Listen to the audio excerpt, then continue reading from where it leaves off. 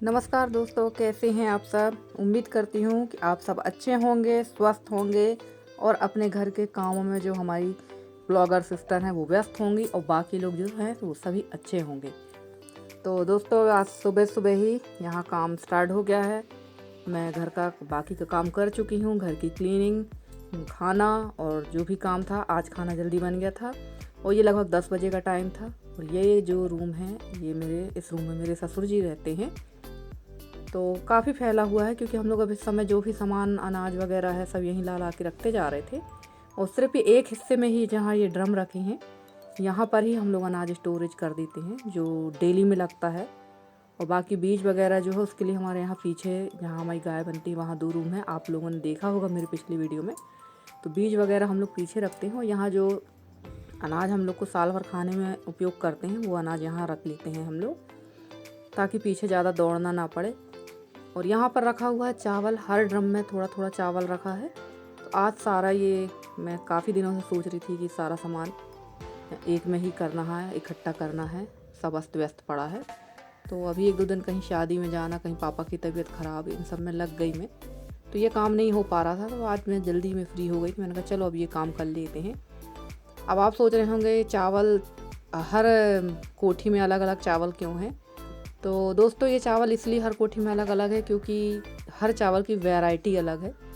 और ये जो चावल अभी मैंने पलटा है ये महदेली का चावल है। ये हमारे घर का चावल है, ये हमारे घर में ही होता है। हमारे यहाँ इसकी धान लगाते हैं। प्राय ये चावल तो वैसे अब ख़त्म ही हो गया है। अब तो लोग सब सरकारी धान लगाने लगे हैं उपज के कारण। पर इस धान का मतलब इस चावल का जो टेस्ट है वो गजब का टेस्ट है। इस चावल की आज भी खासियत ये है कि अगर आपके घर में बनेगा, सीटी आएगी, या आपके बटुआ मतलब जो तवेली में जिसमें बनाते हैं, हमारे यहाँ बटुआ कहते हैं उसको, तो उसमें अगर बनेगा तो उसकी खुशबू आपको दूसरे घर तक जाएगी। पर अब सब ये खेती में ये वाले लगाते ही नहीं, सब सरकारी धान लगाने लगे हैं कम टाइम वाली। तो वही सब मैं व्यवस्थित कर दूँगी। और ये ड्रम को भी मुझे खाली करना है। इस ड्रम में जो चावल रखे हुए हैं जो मैं मार्केट से लेके आई थी, तो ये बोरी की बोरी ही मैंने इस ड्रम में डाल दी थी। और इस ड्रम से जब एक दिन मैंने इस ड्रम को खोला, इसके ऊपर बोरियां रखी थी बोरी निकालने के लिए, तो इस ड्रम से भाप निकल रही थी, एकदम गर्म वाली गैस निकल रही थी इससे, ड्रम से। तो मैंने कहा यार इसमें चावल रखना ठीक नहीं होगा, जल्दी से जल्दी इन बोरियों को निकाल लूँ मैं और चावल को किसी कोठी में पलटा दूँ। और जब मैं ये चावल पलटा रही थी तो बीच बीच में मैंने इसमें नमक भी डाल दिया है, खड़ा नमक, क्योंकि कहते हैं खड़ा नमक डालने से चावल में कीड़े नहीं लगते हैं। वैसे बाकी चावल में मैंने गोलियां डाल के रखी हैं, जो गोली आती हैं चावल वाली डालने की, वो डाल के रख दी हैं। पर मेरे पास गोलियां ख़त्म हो गई थी तो मैंने कहा चलो खड़ा नमक रखा ही है, वो डाल देते हैं। मैंने खड़ा नमक डाल के इसको स्टोरेज कर दिया है।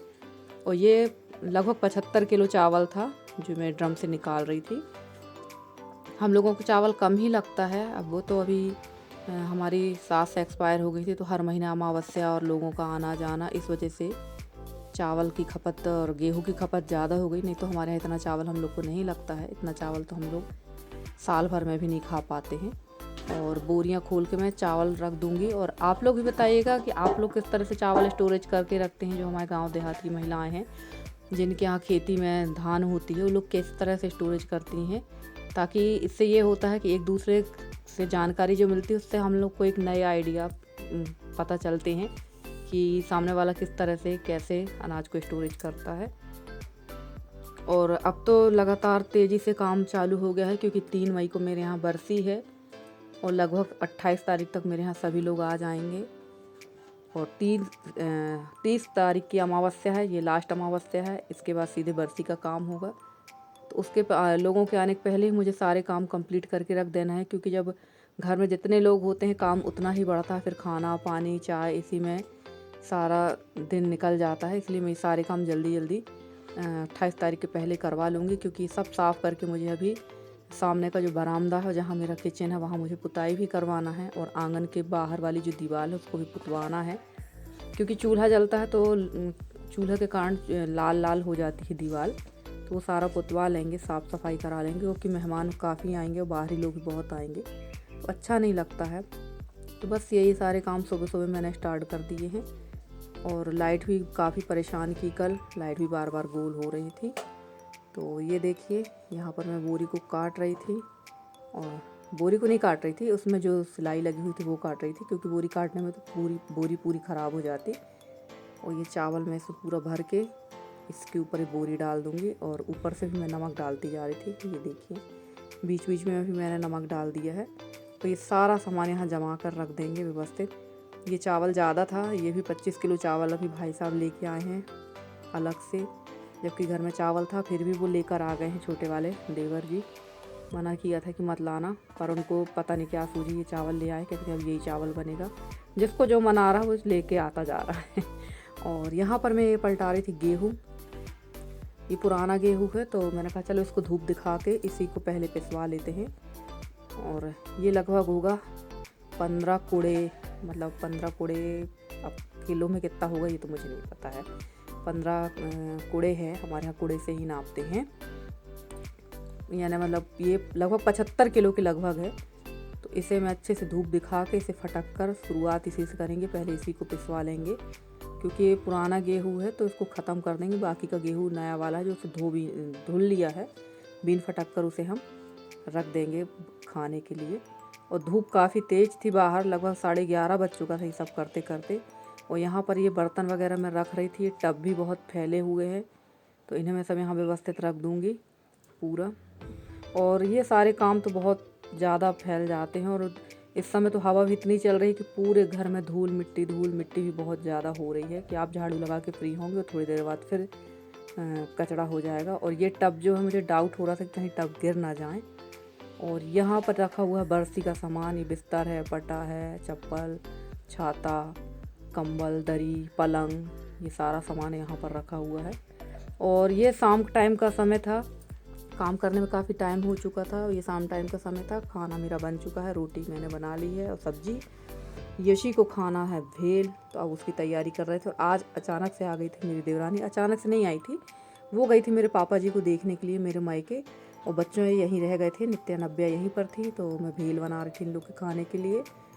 और दोस्तों आपको मेरे वीडियो कैसे लगते हैं? अगर आपको मेरे वीडियो पसंद आते हैं तो प्लीज़ मेरे वीडियो को लाइक करें, शेयर करें, और मेरे चैनल को सब्सक्राइब करके आप लोग अपना सहयोग मेरे साथ इसी तरह से बनाए रखें जिस तरह से आप लोग मेरे साथ अपना सहयोग बनाए हुए हैं। और मेरे जो नए सब्सक्राइबर हैं उन लोगों को मैं धन्यवाद कहना चाहूँगी कि आप लोग ने मुझे ज्वाइन किया है, उसके लिए मैं आपके तहे दिल से शुक्रगुजार हूँ।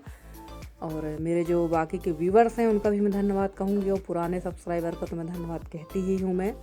तो आप लोग के सहयोग से मैं आगे बढ़ रही हूँ, और इसी तरह का सहयोग आप लोग मेरे साथ बनाए रखें। और यहाँ पर मैंने सारी तैयारी कर ली थी, और ये जो मुरमुरा है इसको मैंने थोड़ा सा तेल में रोस्ट कर लिया है, क्योंकि हम लोग वैसा डायरेक्ट कच्चा वाला नहीं खाते, थोड़ा सा रोस्ट करके ही खाते हैं।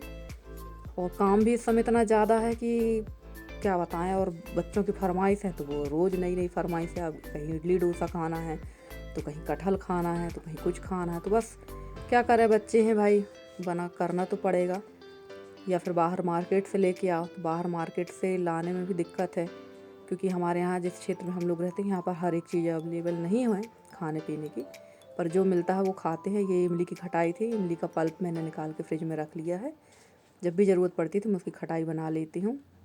और यहाँ बैठ गई हैं हमारी इप्शा, ये बैठी हुई है मेरी देवरानी, और यहाँ बैठी है नित्या, यशी, सब बैठ गई हैं खाने के लिए। और यहाँ मैंने आलू भी उबाल के रख लिए थे, तो मैं यहाँ पर बना कर दे रही थी इन लोगों को भेल, और सभी लोगों ने खाया। और इसके बाद तो खाना किसी ने खाई नहीं, सारी रोटी जहाँ की तहाँ रह गई, सब्जी भी जहाँ की तहाँ रखी रह गई, क्योंकि सब लोगों ने भर पेट यही खा लिया था। फिर दोबारा कुछ खाने की इच्छा नहीं हुई, क्योंकि रात को 8 बज चुका था, और काफ़ी लोग आ भी गए थे कल, 1-2 लोग बैठने, क्योंकि कक्का जी के पास कोई ना कोई बैठने आता ही रहता है।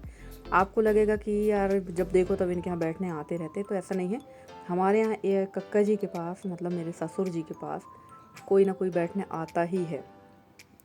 और अच्छा भी लगता है, कम से कम उनका भी अकेलापन दूर होता है, क्योंकि वो ज़्यादा बाहर कहीं जा नहीं पाते हैं, उनके पैरों में बहुत तकलीफ़ रहती है, इसलिए वो कहीं जा नहीं पाते हैं। तो आइए दोस्तों, आप भी करिए हमारे साथ नाश्ता। आपको मेरा वीडियो कैसा लगा कमेंट में ज़रूर बताइएगा। मिलती हूँ मैं आपसे अगली वीडियो में, तब तक के लिए bye bye and take care.